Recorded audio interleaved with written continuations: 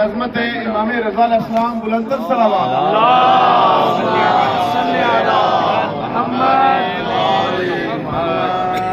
کرام گفتگو کا سلسلہ جاری تھا. امام رضا علیہ السلام ہمارے 8ویں امام، تاجدار امامت کے 8ویں تاجدار. آپ کو مامون عباسی کے زمانے میں مدینہ سے بلوایا گیا. میں بیان کر چکا ہوں کہ مامون وہ ملعون تھا کہ جس کا ظاہر کچھ اور تھا، جس کا باطن کچھ اور تھا.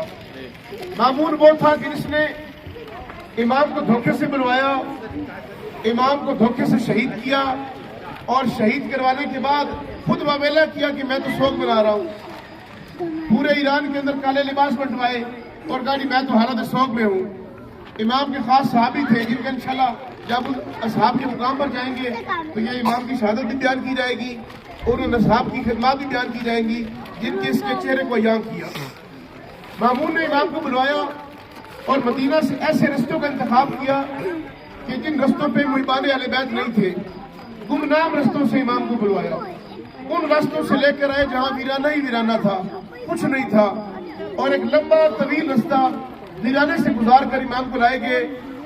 لیکن جب اس مقام پر پہنچے، اس مقام پر جہاں موجود ہے نیشا پور، جب اس مقام پر میرے مولا پہنچے تو یہاں پر جو ارد گرد کے لوگ تھے محبان اور اپنے زمانے کے راوی، اپنے زمانے کے صحافی اور خبر رساں، وہ 25,000 کی تعداد میں یہاں پر جمع ہوئے. ایک روایت میں 25,000 ہے، ایک روایت میں 75,000 ہے. اتنی تعداد میں لوگ یہاں پر جمع ہو گئے اور سب کے ہاتھ میں کاغذ قلم تھا اور سب نے امام کے اس قافلے کو روکا اور انتظار کر رہے تھے کافی دنوں سے کہ امام کا قافلہ یہاں پر آئے گا. جو ہی انہیں اطلاع ملتی ہے کہ امام کا قافلہ قریب ہے، وہ سارے یہاں جمع ہو جاتے ہیں اور امام کے قافلے کا استقبال کرتے ہیں اور امام کو کہتے ہیں کہ یا ابن رسول اللہ، آپ ہمارے درمیان موجود ہیں، ہمیں کچھ نصیحت فرمائیں. وہ امام کہ جو حصار میں چل رہے ہیں ایجنسیوں کے، وہ امام جو سپاہیوں کے حصار میں چل رہے ہیں، وہ امام کہ جن کو منع کیا گیا ہے کہ آپ تبلیغ نہیں کر سکتے، آپ اپنے مذہب کی اشاعت نہیں کر سکتے، آپ لوگوں کو یہ نہیں بتا سکتے کہ میں امام ہوں. منع کیا گیا، روکا گیا، قتل تک کی دھمکی دی گئی. ان امام جب یہاں تک پہنچے، آپ کہتے ہیں کہ میں آپ کو بس ایک حدیث سناؤں گا، اور حدیث سنانے سے پہلے اس حدیث کی اہمیت بیان کر دوں. اہل سنت کے معتبر امام غزالی اور امام شافعی کہتے ہیں کہ اگر کسی پاگل یا مجنوں کے گلے کے اندر یہ حدیث لکھ کر ڈال دی جائے، اس کا مجنوں اور پاگل پن دور ہو جاتا ہے. یعنی اتنی فضیلت والی حدیث ہے کہ صرف اس حدیث کو مکمل راویوں سمیت لکھ کر مکمل حدیث کو گلے میں ڈال دیا جائے، اس کا جنون دور ہو جاتا ہے. اتنی معتبر حدیث ہے. اس حدیث کا نام ہے حدیث سلسلۃ الذہب. وہ حدیث یعنی اس کی ساری کڑی سونے والی ہے، سونے کی چین والی. آپ عموماً حدیثیں سنتے ہوں گے کہ فلاں نے فلاں سے روایت کی، فلاں نے فلاں سے روایت کی. ہم درمیان والے ایک دو کو جانتے ہیں، درمیان والے ایک دو کو نہیں جانتے ہوتے، کچھ کے نزدیک وہ ضعیف ہوتے ہیں. ایک علم ہے علم الرجال، جو حدیثوں کو پرکھتا ہے کہ جب کوئی حدیث بیان کرتا ہے، مثال کے طور پہ کہ حضرت ہریرہ نے حدیث بیان کی کہ فلاں سن کے اندر رسول خدا جا رہے تھے مدینہ سے مکہ اور یہ واقعہ پیش آیا. علم الرجال ایک علم ہے، وہ حدیث کو پرکھتا ہے کہ جو بندہ حدیث بیان کر رہا ہے فلاں سال میں، آیا وہ فلاں سال میں مسلمان بھی تھا یا نہیں، اگر تھا کیا بالغ تھا یا نابالغ تھا، کہ بچہ تو نہیں تھا کہ حدیث بیان کر رہا ہے، اس کی بات بھی یقین کی جائے یا نہ کی جائے، اور اگر بالغ تھا تو کیا عادل تھا یا نہیں تھا، اس کی عدالت اس قدر مضبوط تھی کہ ہم اس کی بات مان لیں یا نہ مانیں. دوسرا، جب یہ واقعہ سنا رہا ہے تب رسول خدا اس زمانے میں اس طرف گئے بھی تھے یا نہیں گئے تھے. یہ مکمل ایک علم ہے، علم الرجال، جس سے حدیثوں کو پرکھا جاتا ہے اور حدیثوں کو پرکھنے کے بعد اس حدیث کی ریٹنگ کی جاتی ہے کہ یہ حدیث متواتر حدیث ہے، یہ حدیث ضعیف حدیث ہے، یہ حدیث جو ہے یہ سند والی ہے، یہ بغیر سند والی ہے، یہ سکہ حدیث ہے. مختلف حوالے سے اس کی ریٹنگ کی جاتی ہے. جو حدیث یہ ہے، یہ وہ حدیث ہے کہ جس میں راویوں میں سے کوئی بھی راوی غیر معصوم نہیں ہے.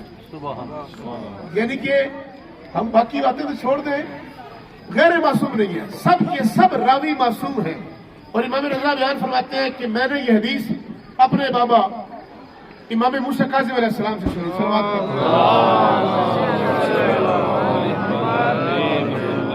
اور امام موسیٰ کاظم علیہ السلام نے اپنے بابا امام جعفر صادق علیہ السلام سے سنی. امام صادق نے یہ حدیث اپنے والد امام محمد باقر علیہ السلام سے سنی. امام باقر علیہ السلام نے یہ حدیث اپنے والد امام علی زین العابدین سے سنی.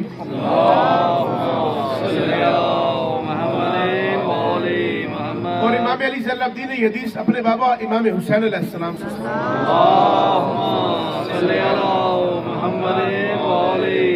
اور امام حسین علیہ السلام نے اپنے بابا امیر المومنین امام علی علیہ السلام سے یہ حدیث سنی.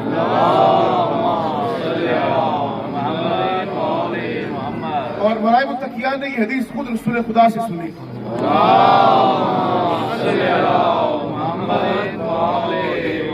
اور رسول خدا نے یہ حدیث جناب جبرائیل علیہ السلام سے سنی.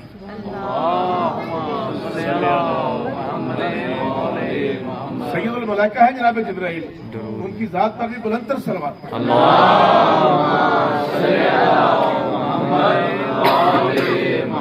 اور جناب جبرائیل نے یہ پیغام خود اللہ تعالیٰ سے لیا. حدیث قدسی ہے یہ. کیا اب مولانا رضا بیان فرماتے ہیں کہ کلمۃ لا الہ حسنی فمن دخل حسنی فلاح الجنہ، یا کلمۃ لا الہ حسنی فمن دخل حسنی امن من عذابہ، کہ جو شخص کلمۃ لا الہ حسنی، کہ کلمۃ لا الہ الا اللہ ایک حصار ہے، ایک دائرہ ہے، جو اس میں داخل ہو گیا امان پا گیا.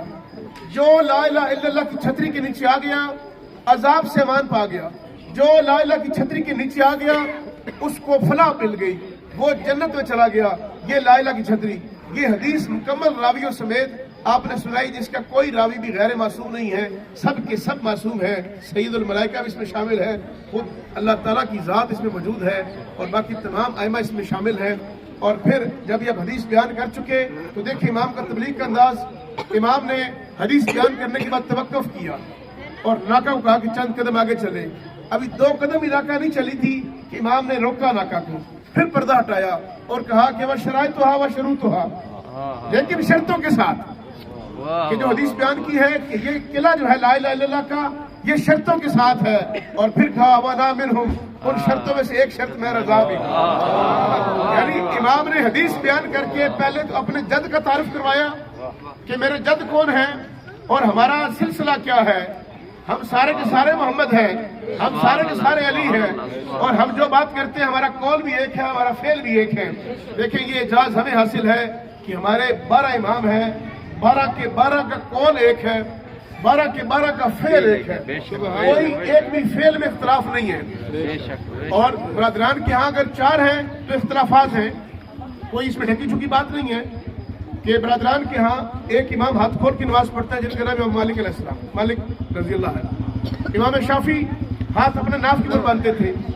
امام حنیفہ ہاتھ اپنا جو ہے وہ ناف کے اوپر باندھتے تھے. اور امام احمد بن حنبل ہاتھ اپنا سینے کے اوپر باندھتے تھے. اور اس طرح فقہی مسائل کے اندر حتیٰ حلال حرام تک اختلافات ہیں. کسی کے ہاں کوا حلال ہے تو کسی کے ہاں کوا حرام ہے، کسی کے ہاں کچھ ہے. یعنی کہ یہ اختلافات ہیں.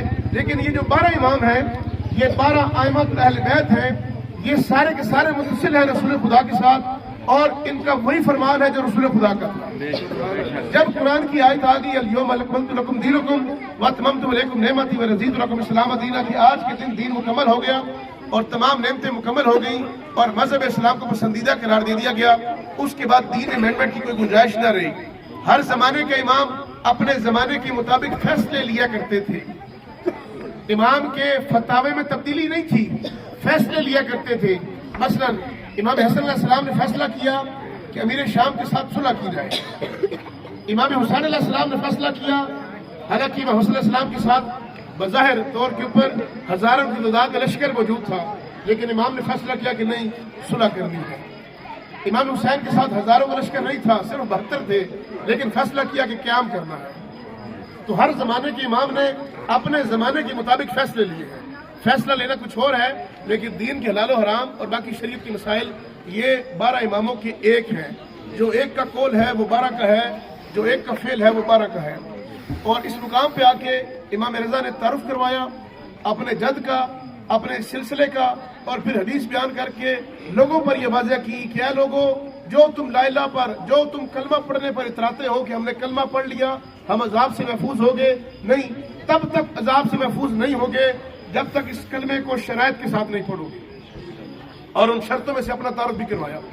ज़ाहिर किराम, ये आप लोग जो पहाड़ की चोटी पर चढ़ के एक लंबा सफर तय करके फकत उस मुकाम की ज़ियारत के लिए आए हैं कि जहां मेरे मौला के कदमों के निशान हैं। और मेरे मौला की इजाज़त मोहम्मद से जब आप मेरे मौला यहाँ पर आए थे तो पानी नहीं था यहाँ पे, आपकी इजाज़त मोहम्मद से ये चश्मा जारी हुआ और इस चश्मे को आज तक दुनिया पीती है। शिफाई पानी है, ये शिफा मिलती है लोगों को और कितना ही मीठा इसका जायका है। आप इसको जरूर पीजिएगा, कोशिश कीजिएगा साथ भी ले जाए तबरुक के तौर पे। पाक सईदा की एक दुआ थी, जब 3 शबान को इमाम हुसैन की विलादत होती है और जनाब जिब्राइल खबर लाते हैं तो रसूल खुदा जनाब इमाम हुसैन की विलादत के वक्त रोकते हैं, आप गिरिया करते हैं। खुद जनाब सईदा पूछती है कि बाबा ये तो बड़ा ही खुशी का वक्त है, आप गिरिया क्यों कर रहे हैं? आप बयान करते हैं कि मुझे जिब्राइल ने कुछ खबरें दी। बताया क्या खबरें दी हैं? कहा मुझे जिब्राइल ने खबरें दी हैं कि मेरे इस बेटे को मेरी उम्मत के लोग कैसा मार देंगे, तन्हा जंगलों के अंदर इसको मार दिया जाएगा, ज़िबा कर दिया जाएगा और इसकी लाश को वीराने में छोड़ दिया जाएगा, लाशों को पामाल किया जाएगा, इसके साथ जो मुखद्दरात होंगी उन्हें कैद कर लिया जाएगा और कोई भी नहीं बचेगा। बीबी कहती है कि बाबा क्या उस वक्त मैं होंगी?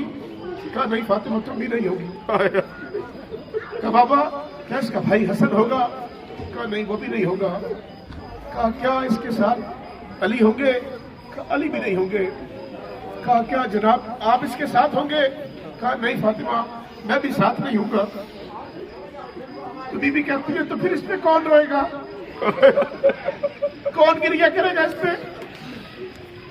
रसूल खुदा फरमाते हैं कि अल्लाह एक ऐसी कौम पैदा करेगा जो अपने जवानों के गम छोड़ के इस जवान के गम को याद करेंगे, जो अपने जवानों की खुशियां छोड़ के इसकी खुशियों को याद करेंगे।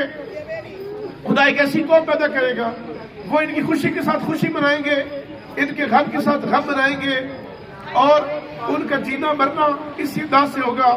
बीबी उसी वक्त दुआ के लिए हाथ बुलंद करती है कि बाबा अगर ऐसा ही है तो मुझे जो आपने कहा है कि मैं शाफी बैशर हूँ, मैं शिफात करने वाली हूँ, तो बाबा मैं तब तक जन्नत में नहीं जाऊंगी जब तक मेरे बेटे के अज़ादार जन्नत में नहीं जाएंगे और मैं उनकी शफात करूंगी। ज़ाहिर किराम, ये वो कौम है जो पाक सईदा की दुआओं के साथ है। देखिए कि दुनिया किस काम में मशगूल है, हम कहां पर सफर तय करके पहाड़ की चोटी पर आए हैं कि मौला के कदमों के निशान देख ले। ये एजाज, ये बात किसी और कौम में नहीं है। कोई और कौम इतना सफर तय करके कदमों के निशान देखने नहीं आती। हम कदमों के निशान देखने एक सफर तय करके आए। खुदावंद मुताल आपकी इजाजत कबूल फरमाए और इसके इमाम रजा से सरशार होके, इसके अहले बैत से सरशार होके यहाँ तक आना खुदावंद मुताल अपनी बारगाह में कबूल फरमाए। ऐ बारगाह इलाही, हमारा यहाँ पर आने का मकसद फकत और फकत अहले बैत के साथ अपनी वाबस्तगी का इजहार करना था कि जिस मुकाम पर मौला के कदम है हम उस मुकाम तक भी जाएंगे, चाहे पहाड़ की चोटी पर है फिर भी जाएंगे और जहाँ मेरे मौला ने पानी जारी किया उस मुकाम की भी ज़ियारत करेंगे।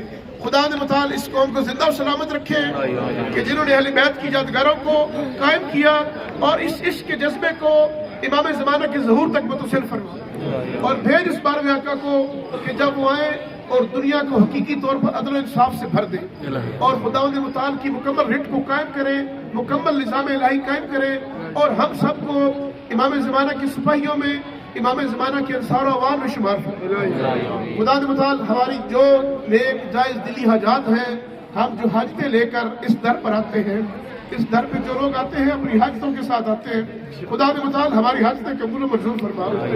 खुदा ने मुताल हम बयान नहीं कर सकते, हमें मांगना नहीं आता, आपको देना आता है। आपके खजानों में कमी नहीं है, आप हमें वो कुछ अता करें जो हम मांग भी नहीं सकते। हमारा यहाँ आना, अहले बैत के साथ मोहब्बत का इजहार करना, यहाँ कर गिरिया करना, यहाँ कर आपसे तवस्सल करना अपनी बरगाह में कबूल फरमा और हमारे दिल में जो हाजात है इसको बरला। ہماری دعائیں قبول فرما. ہم جن محرومین کے لیے سال ثواب چاہتے ہیں، شہدائے پشاور ہیں، دیگر شہدائے پاکستان، شہدائے امامیہ، کچھ مریض ہیں، کچھ ہمارے ساتھ جو لوگ موجود ہیں، برادر قمر بھائی ان کے والد فوت ہو چکے ہیں، دیگر جو لوگ ہیں، ڈاکٹر صدف کی والدہ فوت ہوئی ہیں، ابھی ہمارے ساتھ وہ زیارت پر آمادہ تھی آنے کے لیے. تو جو لوگ نہیں آ سکے، جو لوگ فوت ہو چکے ہیں، خدا متعال تو بہتر جانتا تھا کہ وہ زائر تھے، ارادہ کر چکے تھے زیارت سید الشہداء کا، نہیں آ سکے یہاں تک، انہیں زیارت کا ثواب عطا فرما. انہیں روز قیامت زائرین کے ساتھ محشور فرما، حقیقی زائرین کے ساتھ ان کا شمار ہو. انشاءاللہ ہماری یہ دعائیں قبول ہیں. اس پاک دستی کے اوپر، اس پاک در کے اوپر دعائیں رد نہیں ہوتی. اور پھر جب دعائیں ان ہستیوں کا واسطہ دے کر کیا جائے، وہ ہستیاں کہ جو بنائے لا الہ الا اللہ ہے، وہ ہستیاں کہ جن کے بغیر اللہ اپنا لا الہ الا اللہ قبول نہیں کرتا. اللہ کہتا ہے کہ اگر میری وحدانیت کا اقرار کر رہے ہو تو نہیں قبول کروں گا اگر ان کے بغیر آؤ گے تو. اے اللہ تجھے ان ہستیوں کا واسطہ ہماری دعائیں قبول کر. پر محمد والے محمد بلندر سلام.